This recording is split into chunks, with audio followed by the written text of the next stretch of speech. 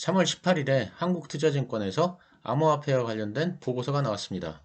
제목은 크립토 이코노미 태동하는 생태계입니다. 이에 대해서 제가 3월 26일에 다른 영상에서 미국과 중국의 디지털 화폐 패권 경쟁이 시작되었고, 미국은 스테이블 코인의 활성화를 통해 디지털 달러의 기축통화 지위를 유지하는 전략을 취하고 있음을 말씀드렸습니다. 오늘은 디지털 화폐 패권 경쟁에서 승리하기 위해서는 왜 플랫폼 기업이 중요한지를 말씀드리고, 그런 관점에서 네이버와 카카오와 같은 대표 플랫폼 기업을 왜 육성해야 하는지를 말씀드리겠습니다. 미국과 중국의 디지털 화폐 패권 경쟁이 시작되었습니다. 중국은 인민은행과 중앙정부가 통제하는 디지털 위안화 CBDC를 도입했습니다. 중국은 디지털 위안화를 상용화하기 위해 광둥성, 선진시를 비롯한 4개 도시에서 디지털 위안화 시범 사업을 실시했고, 앞으로는 디지털 위안화의 글로벌화에 박차를 가할 것입니다. 미국의 통화감독청에서는 스테이블 코인의 발행을 허용하는 전략으로 중국에 맞서고 있습니다. 중국은 폐쇄형 블록체인을 이용하여 디지털 위안화를 추진하는 것이고, 미국은 개방형 블록체인망을 이용하는 것입니다. 이에 대해서는 한국투자증권 보고서로 본 암호화폐 생태계라는 영상에서 상세히 설명드렸으므로 이 영상을 참조하시기 바랍니다. 그런데 미국과 중국의 디지털 화폐 패권 경쟁에 중요한 역할을 하는 것이 바로 플랫폼 기업들입니다. 즉, 강력한 플랫폼 기업 없이는 디지털 화폐 전쟁에서 승리하기가 어렵습니다. 플랫폼 기업은 스테이블 코인을 전파하는 강력한 수단입니다. 지난번에 말씀드린 바 있습니다만, 플랫폼 기업이 왜 스테이블 코인을 전파하는 강력한 매개체인지 페이스북의 예를 들어 간단히 다시 한번 설명드리겠습니다. 현재 인도, 아프리카, 동남아의 일부 저개발 국가들은 달러를 사용하지 못합니다. 왜냐하면 금융 인프라가 없기 때문입니다. 은행을 사용할 수 있어야 달러를 사용하는데, 은행이 없으니 달러를 사용할 수 없는 것입니다. 이런 달러 사각지대를 없애줄 수 있는 것이 스테이블 코인이고, 스테이블 코인은 플랫폼을 매개로 해서 사용됩니다. 페이스북은 인스타그램도 소유하고 있고 왓츠앱도 소유하고 있습니다. 모두 다 전 세계의 사람들이 사용하는 글로벌 플랫폼입니다. 페이스북이랑 인스타그램은 모두 다 아시겠지만, 혹시 왓츠앱에 대해서 잘 모르시는 분들도 계실 것입니다. 왓츠앱은 전 세계에서 6억 명 이상이 사용하는 카카오톡의 글로벌 버전입니다. 지구인 대부분이 페이스북, 인스타그램, 왓츠앱 중 최소한 하나는 사용하고 있습니다. 그렇기 때문에 페이스북이 이런 플랫폼들을 이용해 스테이블 코인을 유통시키면 그 스테이블 코인이 전 세계로 퍼져나갈 수 있는 것입니다. 중국도 미국과는 다른 면이 있긴 하지만 역시 비슷한 전략을 사용할 것입니다. 다르다고 하는 것은 중국은 폐쇄형 블록체인을 사용하는 것이고, 같다고 하는 것은 역시 플랫폼을 통해 디지털 위안화의 글로벌화를 추진한다는 점입니다. 미국에 페이스북이나 구글, 아마존과 같은 플랫폼이 있다면 중국에는 알리바바, 텐센트, 틱톡, 위챗과 같은 플랫폼이 있습니다. 미국이 페이스북을 통해 달러에 연동된 스테이블 코인을 유통시킨다면, 중국은 예를 들면 틱톡을 통해 디지털 위안화를 유통시킨다고 보면 될 것입니다. 틱톡이나 텐센트에서 외국인들이 결제를 할 때 디지털 위안화를 통해 결제를 하도록 유도하면 디지털 위안화가 글로벌화되는 것입니다. 작년에 트럼프 행정부가 틱톡을 미국에서 규제하는 방안을 마련했는데, 저는 바로 이런 것을 염려해서 내린 결정이라고 생각합니다. 3월 31일 기사를 보시면 영국에서는 스테이블 코인을 제재하겠다고 나섰습니다. 즉, 암호화폐 시장을 폭넓게 규제하기보다는 스테이블 코인 규제에 포커스를 맞출 것이라고 존 글렌 재무장관이 밝혔습니다. 영국에서 비트코인이 아닌 스테이블 코인을 규제하고 나서는 이유가 무엇일까요? 그건 바로 자국 화폐인 파운드와의 위상 약화가 염려되기 때문입니다. 만약 스테이블 코인이 유통되면 영국의 입장에서는 자신의 통화인 파운드와의 지위가 급격히 약화될 것입니다. 영국에서는 물건을 살 때 당연히 파운드화를 사용합니다. 런던의 스타벅스에서 커피 한 잔을 사 마셔도 파운드화를 사용합니다. 그런데 만약 페이스북의 스테이블 코인인 DM이 활성화되면 페이스북 사용자들은 런던의 스타벅스에서도 DM을 사용할 것입니다. DM은 사실상 달러에 연동되는 달러입니다. 따라서 런던 내에서도 파운드화를 사용하지 않고 달러를 사용하게 됩니다. 영국 국민들마저도 자국에서 물건을 사는데 달러를 사용하는 셈이 되는 것입니다. 그래서 영국 정부는 당연히 스테이블 코인의 보급이 염려스러운 것이고, 그래서 스테이블 코인을 제재하겠다고 나서는 것입니다. 이건 우리나라도 마찬가지입니다. 현재 우리나라에서 도미노 피자를 주문하거나 달콤 커피를 마실 때 다날에서 만든 페이코인으로 결제를 할 수 있습니다. 페이코인은 국내에서 개발된 코인이고 스테이블 코인은 아닙니다. 그런데 만약 페이코인 대신에 페이스북의 스테이블 코인인 DM이 결제에 활용된다면 우리나라 국내에서도 원화 대신 달러가 사용되는 세상이 되는 것입니다. 페이스북의 스테이블 코인인 DM을 국내에서 결제하는 것에 대해 감이 안 온다고 하시는 분들도 계십니다. 그러면 비자 카드를 생각해 보시기 바랍니다.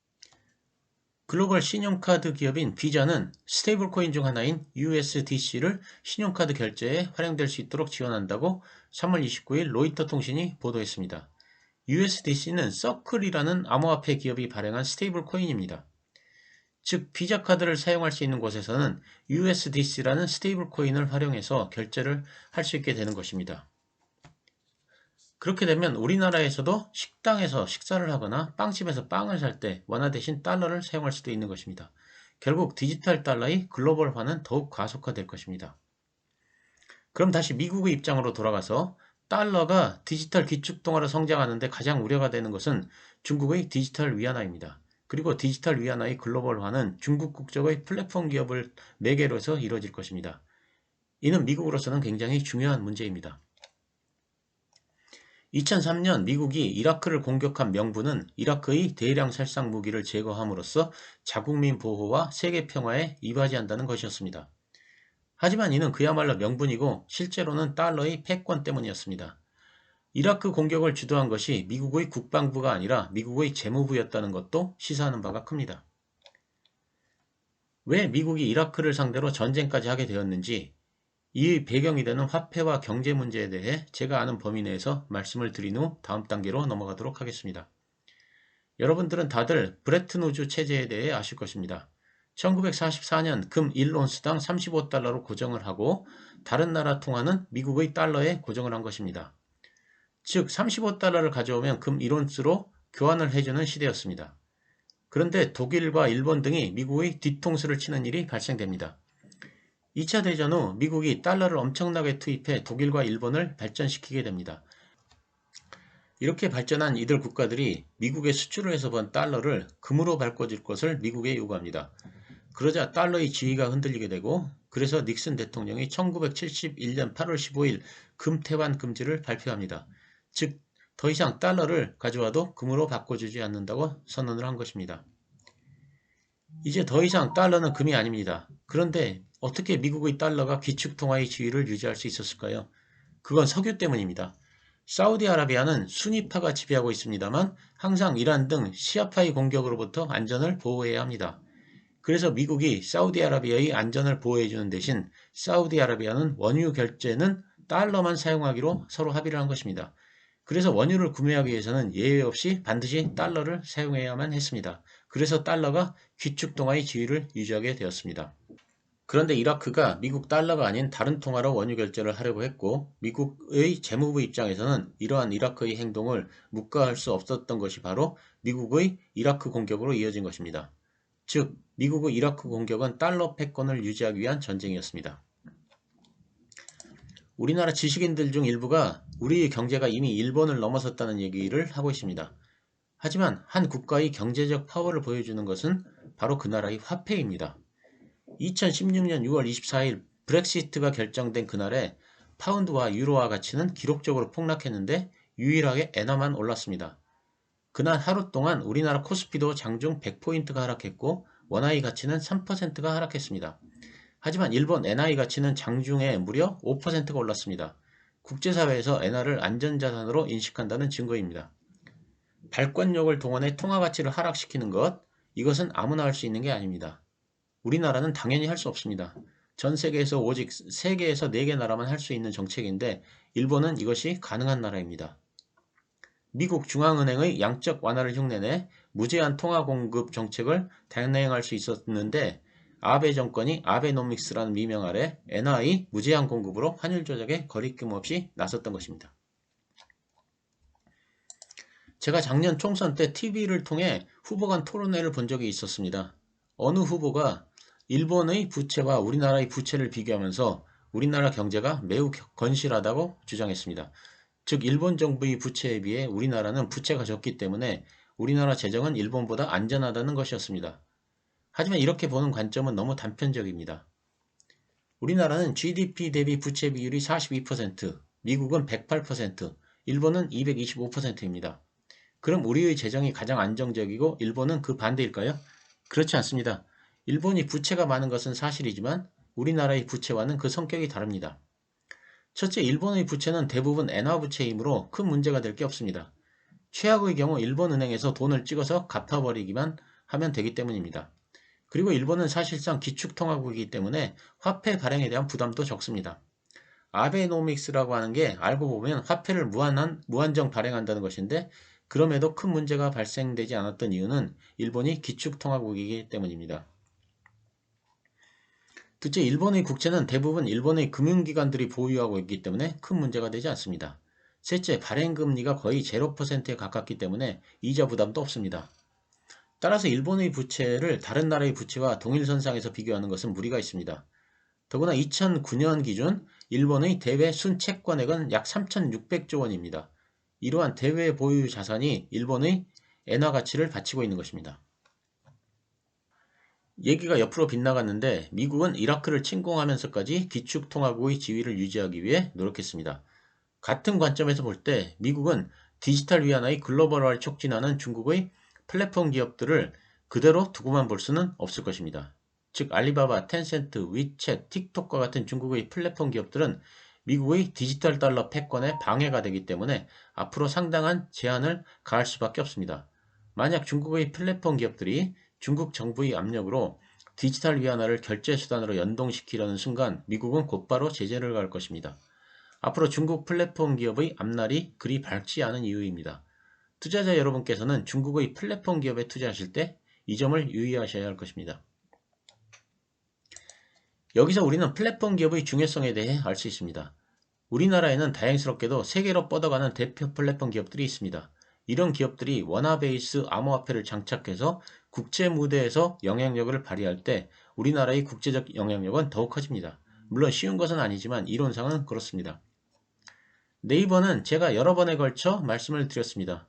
네이버에 여러 가지 사업이 있고 또 많은 사업 부문이 글로벌화되고 있습니다. 예를 들어 제페토나 네이버 웹툰을 가지고 설명을 드리겠습니다. 지금 보시는 화면은 매경 이코노미의 기사입니다. 제페토 이용자가 전 세계 2억 명이라고 합니다. 그리고 이용자 수는 메타버스 바람을 타고 급속히 증가하는 추세입니다. 네이버 웹툰은 전 세계 110개국에서 1위를 하고 있는 글로벌 1위의 웹툰 플랫폼입니다. 최근에는 전 세계 1위 웹소설 업체인 와패드를 인수했습니다. 카카오 역시 전 세계 5위 웹소설 업체인 레디시의 인수에 나서며 네이버 웹툰을 쫓고 있습니다. 이러한 국내의 플랫폼들이 원화 베이스 암호화폐를 결제 수단으로 제공한다고 가정해 보겠습니다. 그러면 전 세계 2억 명이 제페토를 통해 원화를 사용하는 것이고 전 세계 1위 웹툰 플랫폼인 네이버 웹툰이나 카카오 엔터테인먼트를 통해 원화를 사용하는 것입니다. 그 외에 네이버 라인이 동남아에서 대세로 자리 잡고 있으며 라이브 콘서트 플랫폼 역시 글로벌화가 잘 진행되는 플랫폼입니다. 이러한 플랫폼에서 원화 베이스 암호화폐를 사용한다고 생각해 보시기 바랍니다. 이러한 국내 대표 플랫폼 기업에 우리의 미래가 있는 것입니다.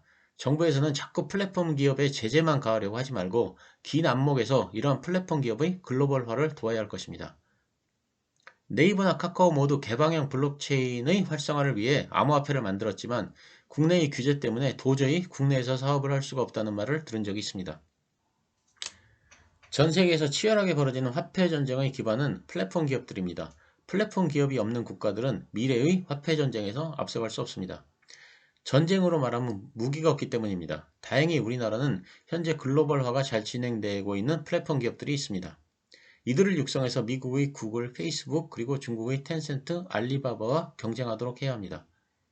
미래 화폐 전쟁의 천병은 플랫폼 기업들임을 잊지 말아야 합니다. 감사합니다.